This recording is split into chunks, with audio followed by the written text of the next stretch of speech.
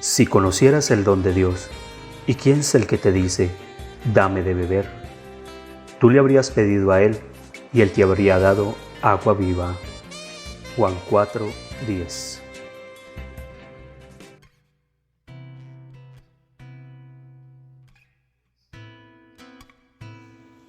Bendito, alabado y adorado seas Jesús en el santísimo sacramento del altar. Seas para siempre bendito, alabado y adorado. Mi Jesús sacramentado, mi dulce amor y consuelo. ¿Quién te amará tanto que da amor por ti no muere? Gloria al Padre, al Hijo y al Espíritu Santo. Como es en el principio, es ahora y siempre, por los siglos de los siglos. Amén. Reina y Madre de la Divina Voluntad. Haz que el reino de Dios se establezca entre nosotros. Santa Luisa. Ruega por el reino. Hermanos, estamos celebrando los 75 años del fallecimiento de la sierva de Dios, Luisa Picarreta. Ella nació el 23 de abril de 1865 y murió el 4 de marzo de 1947. Pedimos su intercesión. Vamos a meditar cómo vivir este tiempo de Cuaresma desde la Divina Voluntad. Tiempos litúrgicos maravillosos que ha creado la Iglesia.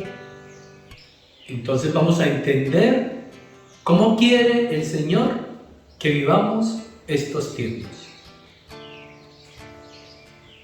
Volumen 22, capítulo 25, septiembre 8 de 1927. El significado del número 40. La Cuaresma significa 40 días de preparación.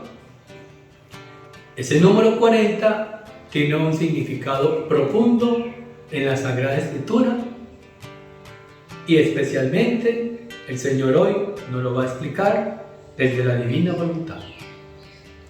En el numeral 7 dice Jesús: hija mía, el número de 40 días de mi vida aquí abajo es simbólico y significativo. No podemos quitar la simbología en la Iglesia. Cada signo externo tiene un significado especial y hace referencia a una presencia divina especial. Los que no creen en la parte simbólica, en las imágenes, en los signos, son los protestantes. Los católicos estamos convencidos de lo que eso significa. Primero, son sacramentales que alejan al enemigo y nos traen a la memoria actos, momentos divinos. Entonces tiene un sentido simbólico y muy significativo, dice el Señor. 40 días desde que nací quise estar en la gruta de Belén, símbolo de mi voluntad divina, que mientras estaba en medio de las criaturas, estaba como escondida y fuera de la ciudad de sus almas. Cuando José y María viajan hacia Belén, no encontraron un lugar en donde estar. Tocaron en varias puertas. Quienes abrieron les dijeron: aquí no hay lugar para ustedes. No hay posada. Es un rechazo a la voluntad de Dios. Es un rechazo a Dios mismo. Eso es lo que está diciendo Jesús acá. Que su voluntad divina estuvo rechazada por la humanidad, por el hombre. Sacó de la ciudad de su alma, sacó la voluntad de Dios, la desterró. Así como la ciudad de Belén, como la población de Belén, no aceptó a Jesús, sino que lo sacó. Dice Jesús que eso es un símbolo que tiene un profundo significado. Y es como el hombre desde Adán y Eva sacó la voluntad de Dios de su ciudad, de su alma, la desterró. Entonces él estuvo 40 días en la gruta de Belén. ¿Para qué? Dice el Señor. Para reparar esa sacada, esa ausencia de la voluntad de Dios en la vida de los hombres.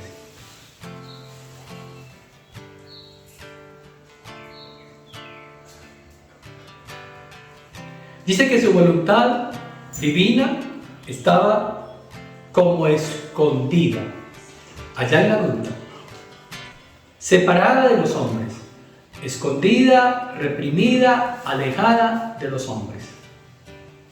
Por eso permaneció allí 40 días, haciendo esa reparación. Y yo, dice Jesús, para reparar los 40 siglos de voluntad humana, quise estar por 40 días fuera de la ciudad en una vil choza, a llorar, gemir y orar para llamar de nuevo mi voluntad divina a la ciudad de las almas, para darle su dominio. 40 siglos donde la voluntad humana dominó y reinó en los hombres. Esos 40 siglos fueron siglos de desierto, de desesperanza, de horror. Porque cuando la voluntad de Dios no está en nosotros, la vida se torna una vida de muerte. Entonces Jesús permanece en esa cueva, alejado, y dice, llorando, gimiendo y orando, para que esta voluntad divina regrese al puesto que le corresponde, las almas. Para llamar de nuevo mi voluntad divina a la ciudad de las almas, para darle su dominio. Necesitamos que la voluntad de Dios domine en nosotros. Vamos entendiendo entonces cuál es el sentido de la Cuaresma. El sentido de la Cuaresma es reparar por los momentos en que hemos dejado esta voluntad divina fuera de nuestras almas. Llorar, gemir y suspirar y orar para que esta voluntad de Dios tome nuevamente su dominio en nuestras almas. Y después de 40 días salí para presentarme al templo y revelarme al santo anciano Simeón. Simeón es el sacerdote de la época, al que le tocó ese oficio de recibir a Jesús. Qué importante es que sea primero el sacerdote. Claro que antes fueron los pastores, los sencillos, los humildes, los pobres. Y dice Jesús que no hubo ningún sacerdote en ese momento. Es lo que está sucediendo. A veces los sacerdotes están como en otras cosas y no dentro del plan de Dios. Luego los Reyes Magos, ellos también fueron afortunados en poder recibir a este Jesús allí en la gruta de Belén. Pero ahora es el sacerdote Simeón quien recibe en sus manos a Jesús. Eso es lo que quiere Jesús, que los primeros que recibamos este conocimiento seamos los sacerdotes, porque esa es la misión que nos corresponde a nosotros, dar a conocer estas verdades. Era la primera ciudad que llamaba al conocimiento de mi reino. Escuchen eso. Llamar al conocimiento de su reino. Y lo hizo a través del sacerdote. Por medio de Simeón, esta ciudad recibió el primer conocimiento del reino de Dios, que Jesús es el rey y que ha venido a reinar y a dominar, a instaurar su reino en la tierra, a través del sacerdote. Esa es la misión del sacerdote, es a través del sacerdote como nos viene este conocimiento. Es a través de aquel sacerdote ungido, consagrado, elegido, que conoce estas verdades, como el Señor la da a su iglesia. Y fue tanta su alegría que cerró los ojos a la tierra para abrirlos a la eternidad. Se cumplió el sueño de Simeón. Y por eso hizo ese cántico, el cántico de Simeón. Ahora, Señor, según tu promesa, puedes dejar a tu siervo irse en paz. Cierra los ojos a la tierra, dice Jesús, para abrirlos a la eternidad. ¿Qué fue lo que hizo que estos ojos se abrieran a la eternidad? El conocimiento primero que tuvo de Jesús. Necesitamos que nuestros ojos sean abiertos a la eternidad. Y para que se abran al eterno, para que dejen de mirar a la tierra, necesitamos el conocimiento que nos viene a través de los ungidos. Ahora, Señor, según tu promesa, puedes dejar a tu siervo irse en paz. Porque mis ojos han visto a tu Salvador, a quien has presentado ante todos los pueblos. Luz para alumbrar a las naciones y gloria de tu pueblo Israel. Esa es la gloria de la iglesia. Esa es la gloria de Dios. El conocimiento del reino. Y por eso el Señor dejó este conocimiento a Luisa. Pero no la dejó sola. Siempre estuvo con ella un sacerdote. ¿Para qué? Porque a través del sacerdote el Señor iba a entregar este conocimiento, esta riqueza de estas verdades que había depositado en Luisa, que ella se las diera al sacerdote y el sacerdote las publicara, para que así su iglesia las pudiera conocer. Ese es el mecanismo, no hay otro. Entonces, el primer significado de la Cuaresma es meditar por el abandono que hemos hecho de la voluntad de Dios. 40 siglos el mundo vivió sin esta voluntad divina. La sacamos de la ciudad de nuestras almas y ella se refugió en una gruta. Jesús entonces repara en el Padre y ora para que esta divina voluntad regrese nuevamente a esta ciudad, a nuestra alma. Entonces, este tiempo de Cuaresma es para que reparemos eso, lo meditemos, suspiremos y pidamos que su voluntad venga a reinar en nosotros. 40 estuve en el desierto y después súbito hice mi vida pública para dar a las criaturas los remedios y los medios para alcanzar el reino de mi querer. ¿Qué pasó en el desierto? Va a ser otra charla.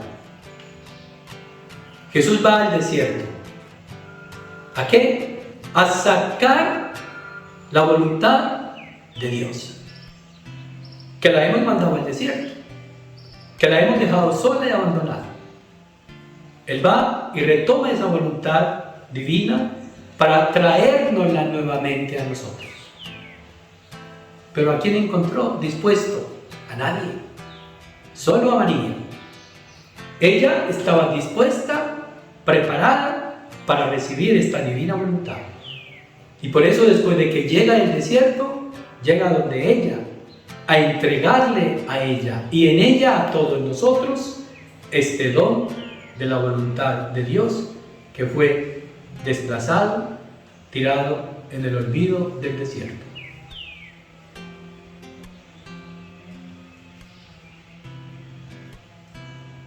En la vida pública, dice Jesús, da, a través de su predicación, da el remedio y los medios. Remedio y medios. O sea, ¿cómo me dispongo yo? ¿Cuál es el medio por el cual puedo alcanzar el reino de mi querer? Esa es la vida espiritual. La vida espiritual no es para que me vaya bien. La vida espiritual no es para sanarme. La vida espiritual no es para yo ser santo. La vida espiritual es para alcanzar el reino del divino querer. Es decir, la voluntad de Dios. Entonces, cuando Jesús predica, entrega los medios, entrega el remedio para que podamos alcanzar esa voluntad que ha sido abandonada por todos.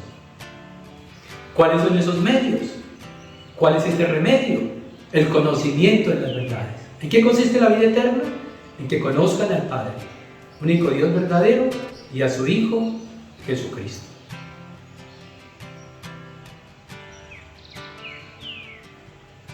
«40 días quise estar sobre la tierra, después de mi resurrección, para confirmar el reino del fiat divino y sus 40 siglos de reino que debía poseer». Después de que resucita, Él queda 40 días en la tierra. ¿Qué nos dice el Evangelio? Nos dice que se aparecía a los discípulos, a los apóstoles, a la primera comunidad cristiana. ¿Para qué? Para confirmarlos en la fe. Pero ¿cuál es esa fe? ¿Cuál es esa confirmación?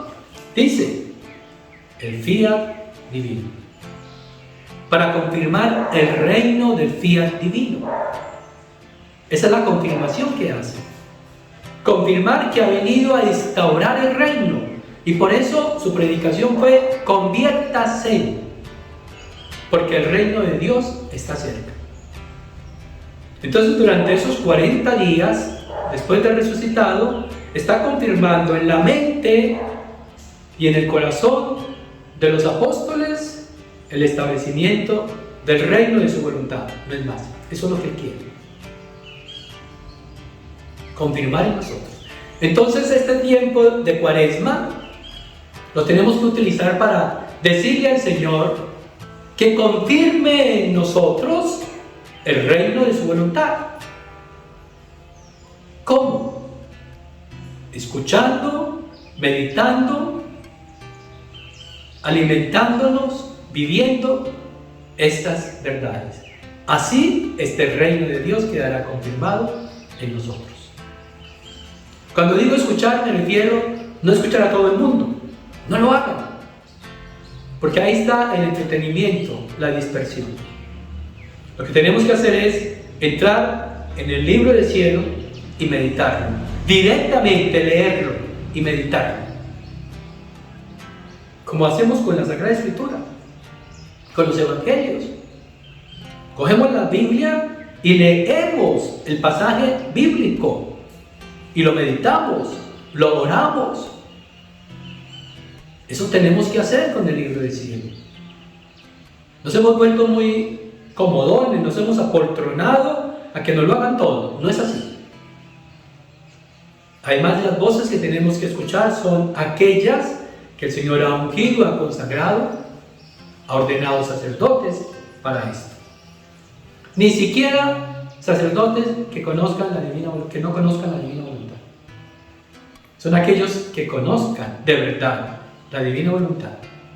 Porque pueden haber muchos que digan que la conocen y que soy de divina voluntad, pero tienen una mezcla de cosas. No, no es así. El Señor quiere sacerdotes íntegros, dedicados exclusivamente a este conocimiento, a que lo vivan y a que lo den a conocer.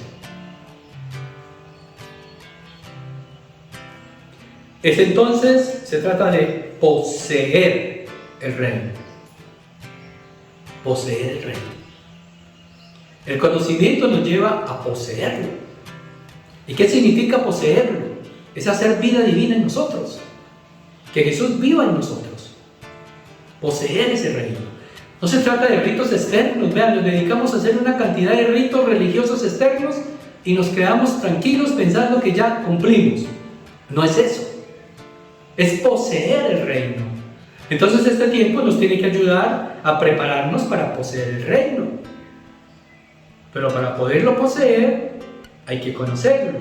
Porque la medida del conocimiento será la medida de poseerlo. En cuanto más lo conozcamos, ese reino con mayor lucidez se va a levantar, se va a construir en nosotros, en nuestra alma. Así que todo lo que yo hice en este mundo, el primer acto era el restablecimiento de Él. Lo que le interesaba a Jesús, restablecer el reino de la voluntad de Dios. No tiene ningún otro fin. Todo giraba en torno al establecimiento del reino de Dios. Conviértase porque el reino de Dios está cerca. Curaba a los enfermos para prepararlos para el reino. Daba la vista a los ciegos para que pudieran ver el reino. Liberaba a los mudos para que pudieran suplicar y hablar del reino. Curó a los lisiados, a los tullidos para que pudieran dar sus pasos hacia el reino. Todo iba en función del reino. Así que todo lo que yo hice en este mundo, el primer acto era el restablecimiento de Él. Todas las otras cosas entraban en el orden secundario. Y eso es lo que nos está pasando hoy en la iglesia. Las cosas secundarias se están volviendo primarias. Y lo primero y más importante se volvió secundario. Por eso no crecemos en la fe. Por eso no crecemos espiritualmente. Por eso el reino de Dios no se ha establecido en nosotros. Porque a lo primero le hemos dado el último puesto. Pero el primer anillo de conjunción entre yo y las criaturas era el reino de mi voluntad. Primer anillo de unión entre Jesús y la criatura, su voluntad. No son los ritos externos, que peregrinaciones, que ayunos, que rezos, que no sé qué. No, eso es secundario. Tú le estás dando prioridad a eso. La prioridad es su voluntad. Dice él, el primer anillo de conjunción. Lo primero que une realmente a Jesús con nosotros es su voluntad. El reino de su voluntad. ¿Qué estás haciendo para que ese reino se construya en ti? Hay que renunciar a nosotros, a nuestra voluntad. Miren, hay que atacar esa voluntad humana. Está tan reforzada que hasta en las cosas santas hacemos lo que yo quiero, lo que a mí me gusta, lo que a mí me parece. Eso no funciona así. Por eso veo tantas almas estancadas espiritualmente. No crecen. ¿Qué sucede con las almas estancadas? Se pudren. Eso le está pasando a muchos hoy. Teóricamente creen que están en divina voluntad, pero en la práctica no. Comenzando que hay desobediencia. Porque se les dice una y otra vez, no escuchen a tantos, dejen de estar yendo de aquí para allá. Entren, mediten, lean, cómanse estas verdades de la divina voluntad. Son ellas y no otra cosa secundaria las que van a producir en nosotros el reino. Y este reino nos van a insertar en la vida divina, en la vida de Jesús.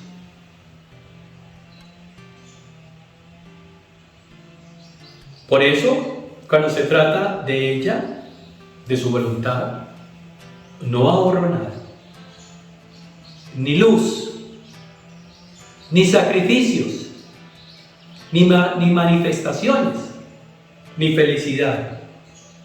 Son mares que pongo fuera de mí para hacerla conocer, reinar y amar. Eso es lo que quiere Dios. Y no ahorra nada, dice. Hará lo que tenga que hacer para poner en el alma este reino. Dice, diferentes manifestaciones, dará muchísima luz, mucho conocimiento, mucha sabiduría, mucha felicidad. muchos mares de gracia pondrá en el alma que realmente quiera que su voluntad reine en él.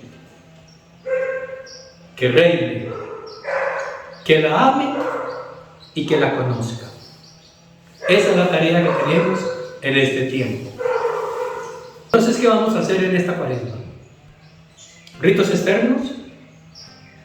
Los puedes hacer, pero hazlos en divina voluntad. Que se convierta en un acto divino. Pero lo que el Señor quiere realmente que hagamos es, primero, que reparemos el tiempo en el que esta voluntad de Dios ha estado fuera de la iglesia, del mundo. Esta reparación la hacemos en oración. Primer punto, orar reparando. Segundo punto, reparamos conociéndola, meditando estas verdades. Todos los días hay que meditar estas verdades, volverlas a oración y hacerlas vida, pedirle al Señor que haga vida en nosotros a través de ellas. Y luego, amándolas, amando esta voluntad de Dios más que a nuestra propia vida. Entonces, todo lo que quieras hacer, dile que no. Y dile al Señor, ¿qué quieres que yo haga? Aquí estoy, Señor, para hacer tu voluntad. Y tenemos que dar un paso más, no es hacer la voluntad, porque hacer la voluntad, dice el Señor, es tener también nuestra propia voluntad. Y entonces la hacemos, pero nos cuesta, porque esta voluntad rebelde se siente agredida por la voluntad de Dios, que no la quiere hacer, pero la hace. Eso está bien, pero tenemos que ir más allá, a tener una sola voluntad, la de Dios, que la nuestra esté tan unida a la de Dios, que se pierda la nuestra para que la de Dios sea la que reine y domine en nosotros. Y así entonces nos estaremos disponiendo en este tiempo para un gran acontecimiento, porque ese es el sentido de los 40 días de preparación. El gran acontecimiento que viene después de esta preparación. Y esa será la siguiente charla. Gloria al Padre, al Hijo y al Espíritu Santo, como era en el principio, ahora y siempre, por los siglos de los siglos. Amén.